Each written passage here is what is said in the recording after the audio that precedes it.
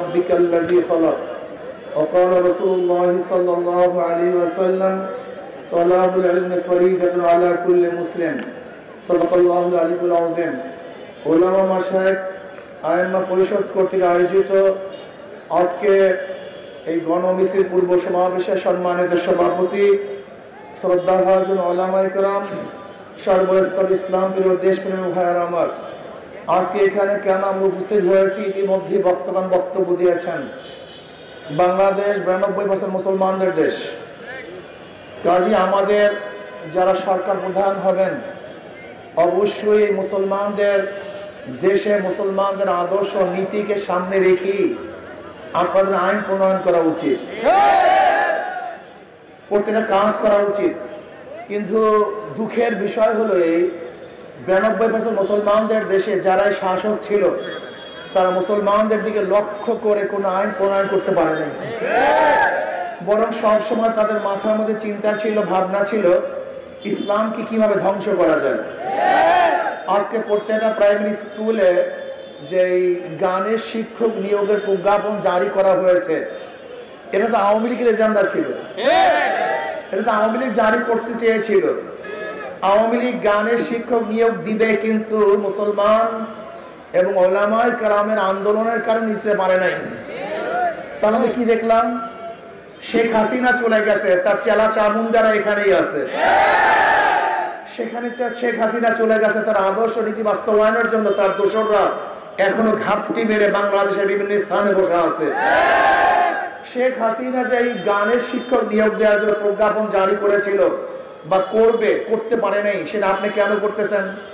কার ইঙ্গিতে গানের শিক্ষক নিয়োগ দিবেন? এটা কি জাতীয় কোনো শিক্ষা? গান কি আমাদের বাংলাদেশের জাতীয় কোনো শিক্ষা? যদি গান বাংলাদেশের জাতীয় শিক্ষা না হয়, জাতীয় ভাবে সেটার শিক্ষা দেওয়ার জন্য প্রস্তুতি নিচ্ছেন কিভাবে? আমাদের ধর্মীয় শিক্ষা জাতীয় শিক্ষা, যেহেতু মুসলমানদের জন্য ধর্ম শিক্ষা করা ফরজে আইন। কোন মুসলমান ধর্মীয় শিক্ষায় শিক্ষিত না হলে সে মুসলমান হতেই পারবে না। কাজী জাতীয় শিক্ষা উচিত ধর্মীয় শিক্ষা। যদি কলেমা শিখতে না পারে, শুদ্ধভাবে বলতে না পারে, সেটা মুসলমান না। সূরা ফাতিহা সূরা যদি শুদ্ধভাবে পড়তে না পারে, তার তো নামাজই হবে না। এজন্য নবী আলাইহিস সালাতু ওয়াস সালাম বলেছেন, প্রত্যেকটা নর নারীর উপরে দ্বীনি ইলম শিক্ষা করা ফরজে আইন।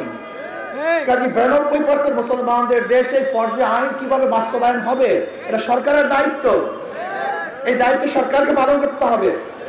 কাজে প্রত্যেকটা ধর্মীয় প্রতিষ্ঠানে ধর্মীয় শিক্ষা অর্থাৎ ইসলাম শিক্ষা দেওয়ার শিক্ষক নিয়োগ দিতে হবে।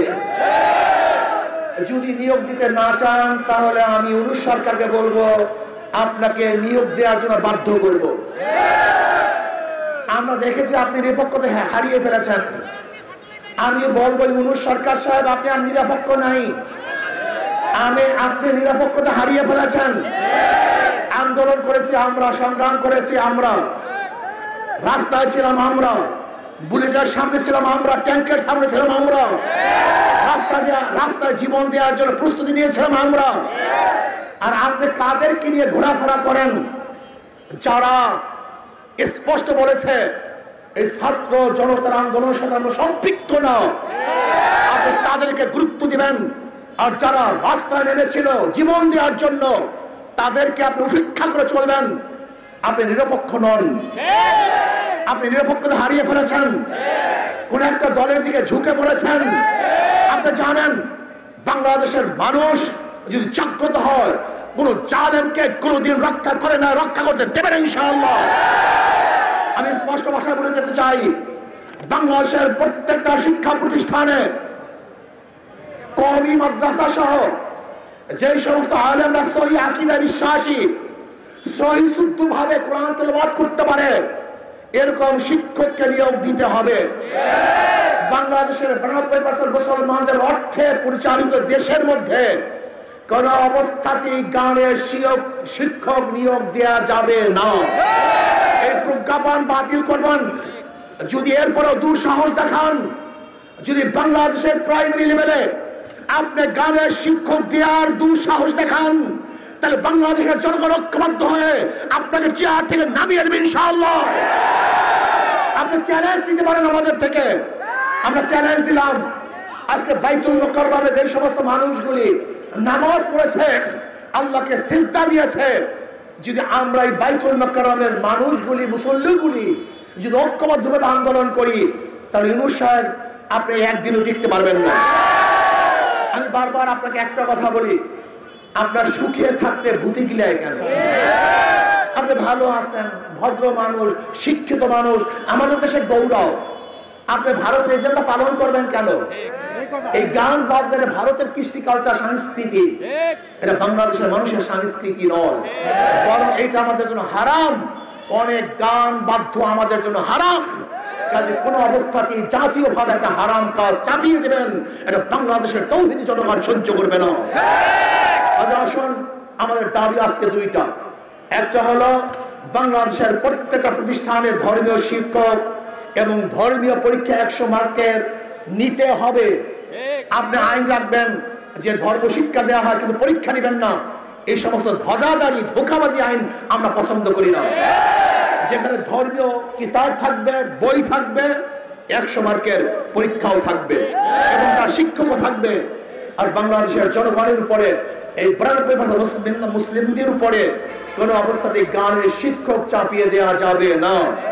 এবং নাস্তিকতাবাদের যত থিওরি আছে, যেখানে ডারউইনের থিওরি, এই ডারউইনের থিওরি, ঈমান ঘাতক যে থিওরিগুলি আছে বাংলাদেশের কোন পাঠ্যপুস্তকে, সেই সমস্ত নাস্তিকের পক্ষের ইসলাম বিদ্বেষী কোনো থিওরি থাকতে পারবে না।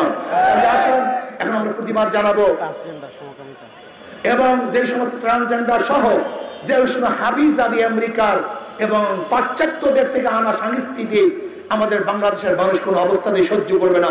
কাজে সচেতন হন। এই দেশটাকে ধ্বংস করার চক্রান্ত আগের থেকে চলতেছিল, এখনো চলতেছে, ভবিষ্যতেও চলবে। আর বাংলাদেশের মুসলমান আগের থেকে সজাগ ছিল, এখনো সজাগ আছে, ভবিষ্যতে ইনশাআল্লাহ তারা সজাগ থাকবে। আন্দোলন সংগ্রাম করে সমস্ত বাতিলদের সমস্ত কালো হাতকে ভেঙে চুরমার করে ফেলবে ইনশাআল্লাহ। আল্লাহ আমাদের সবাইকে কবুল করুন। এখন আমরা